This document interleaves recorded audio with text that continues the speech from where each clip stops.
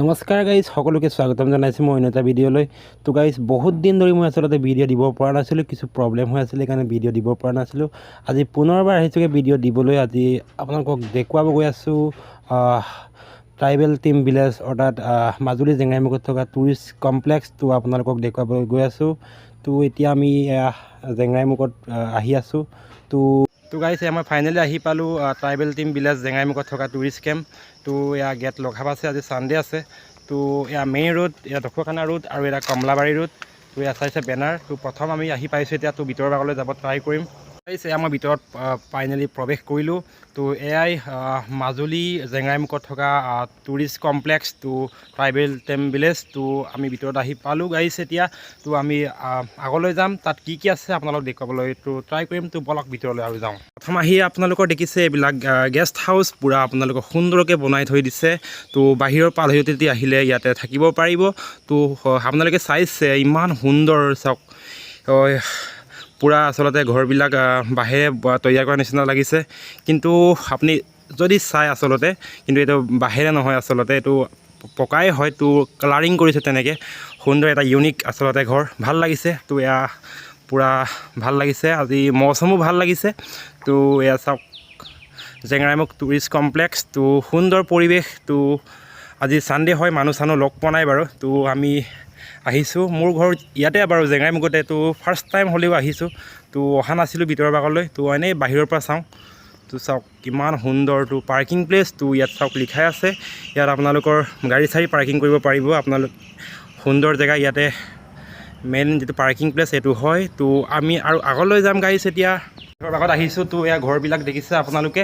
তো পূৰা এইবিলাক গেষ্ট হাউচ হয় পূৰা আৰু। তো আজি পূৰা ছানডে লকআপ আছে পূৰা। তো চাওক আৰু ভিউ চাওক গাইছ, সেইটো দেখিছেনে? নদী আহে আমাৰ ঐতিহ্যমণ্ডিত কেৰ্কেটুৱা নদী, যি এসময়ত তাণ্ডৱ সৃষ্টি কৰিছিল।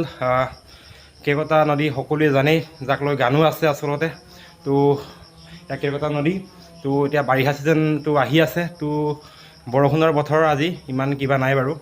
তো গৰম দিনত বিশেষকৈ সন্ধিয়া টাইমত আহি ভাল লাগিব, আপোনালোক ফটোশ্বুট কৰিব পাৰে ইয়াতে।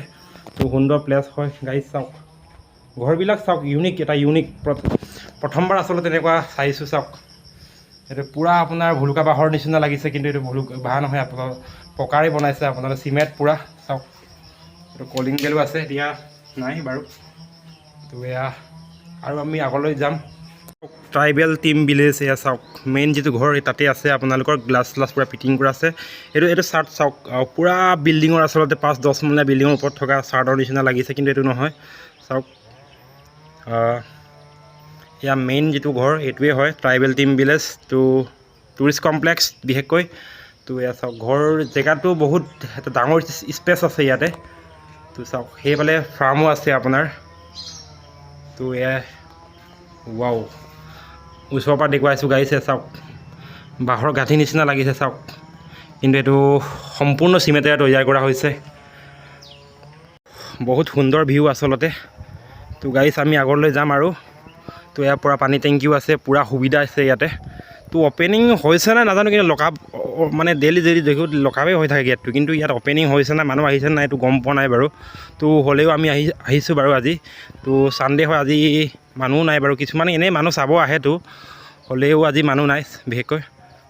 তো এয়া ঘৰবিলাক আচলতে ইউনিক এটা ঘৰ, ষ্টাইলবিলাক বেছিকৈ ভাল লাগিছে এইটো।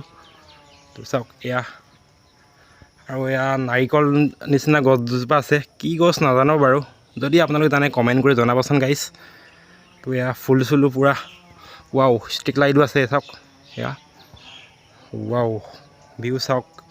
আৰু এইয়া গাইছ চাওক, কেমেৰা কভাৰ কৰিব পৰা নাই, ইমান ভাল নহয় আচলতে মোৰ কেমেৰা। তো এয়া কেৰ্কেটুৱা নদী, ৱাও পূৰা ছাগলী তাগলী চৰি আছে ইয়াতে, ৱাও।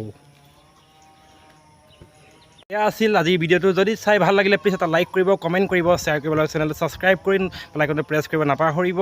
আৰু আপোনালোকে ইয়াত আহিব পাৰে, চাব পাৰে। মাজুলী জেংৰাইমুখত আছে এয়া টুৰিষ্ট কমপ্লেক্স, তো ট্ৰাইবেল টিম ভিলেজ।